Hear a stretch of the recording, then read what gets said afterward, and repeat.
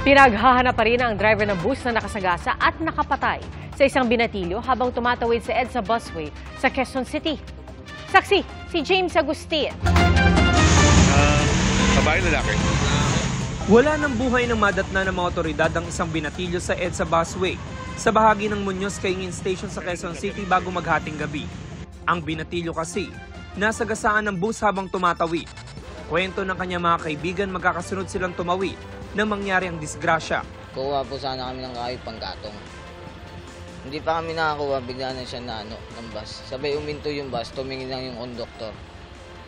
Sabay inahabol ko yung bus. Sabay paghabol ko, hindi ko na siya nahabol. Sa kuha ng CCTV ng MMDA, makikita ang pagdating ng isang bus. Maaninag naman ang isang tao na tumakbo patungong busway. Siya na pala ang biktima. Sandaling huminto ang bus at may lumabas para sumilip. Pero kalaunan ay sumakay ulit saka umandar palayo ang bus. Hindi pa rin makapaniwala sa nangyari ang mga kaanak ng 13 anyos na biktima. Umaga pa sir, wala na siya sa bahay. Kasi nagtitinda kasi ako sir na mga kakanin sa Muñoz. Pagdating ko rin, wala pa rin siya sa bahay.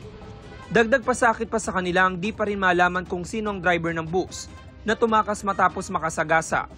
Masyado kasing maliwanag ang mga ilaw sa footage, kaya't hindi pa rin matukoy ang plaka at detalye ng bus. Panawagan nila sa nakasagasa. May mga anak din naman sila, may mga apo naman po sila. Ba't ganun tinakbuhan pa nila? Ba't di naman nila po sir?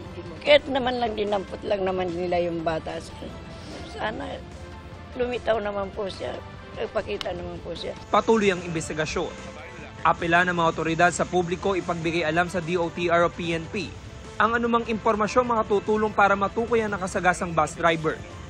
Para sa GMA Integrated News, ako si James Agustin, ang inyong saksi. Mga kapuso, maging una sa saksi. Mag-subscribe sa GMA Integrated News sa YouTube para sa iba't ibang balita.